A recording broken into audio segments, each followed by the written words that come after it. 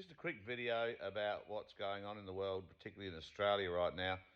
My name's Mark Aldridge. I'm basically banned across most media sources.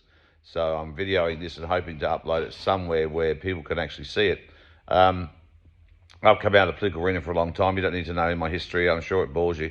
I thought it might be interesting to talk about what's happening in Australia right now. I'll just put my glasses on. I can't see very well. Right now in Australia, we're going through lockdowns, we're losing business, we're going through all sorts, the same as the rest of the world. It's a worldwide phenomenon. But what's really interesting is how it all started. So let's just look at some of the legal aspects of it. First of all, in Australia, the WHO and the UN were dictating to us what we should do about the COVID pandemic. And so they created a national cabinet. Now, they didn't really create a national cabinet.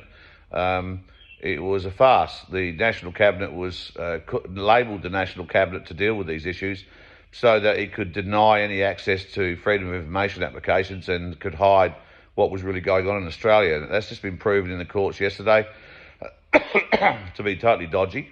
Therefore, freedom of information applications can be made to find out what is really going on with the COVID situation. Unfortunately, those that put applications in, you might want to go and find out where they are right now, because if you put an application in freedom of information, they're going to come down on you like bricks, like they have every other person that's either political like myself or an activist like myself. Right across the border, being removed from social media posts, we're removed from Twitter, we're removed from YouTube. We're not allowed to have a conversation. And as a political candidate of 20 years, democracy deserves a shitload better. And so does it deserves a lot more than pretending to have a national cabinet so they can get together and have meetings and keep the information about what's going on from we the people.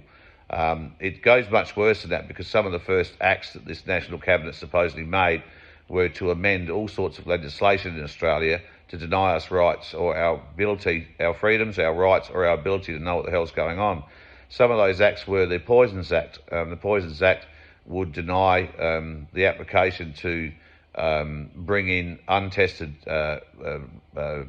DNA modifying, or sorry, not DNA, gene therapy shots, which they're using right now, which are not a vaccine and can't be called a vaccine at law. That's been debated back in 2008 when the Fauci in America tried to get the call it a vaccine, get it patented way before this even came out.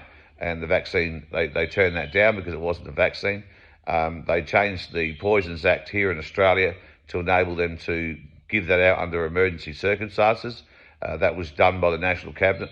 They changed the Labelling Act to make it impossible for us to have access to the information about the products they wish to inject us with. They are attempting, as best they can, to coerce everybody to partake in the medical trial, even where the law doesn't allow it.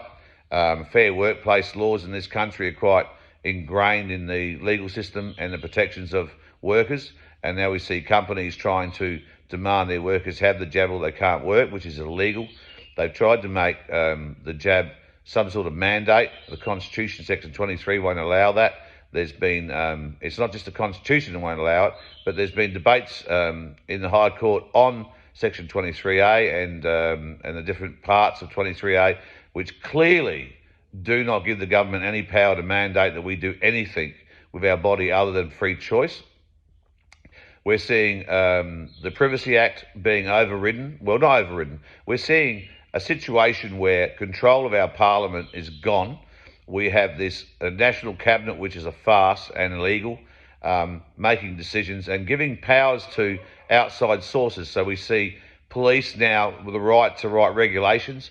They change the regulations on a weekly basis in most states, and then they don't know how to police those regulations. So we're seeing people being arrested for things that they haven't even committed a crime.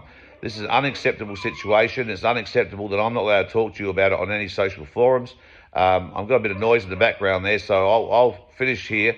I'll try and put this video up, and if I can find a way to get the video up and you guys are interested in hearing more about what's really going on in Australia and what's going on around the rest of the world, I'll come back on and fill you in. Thank you.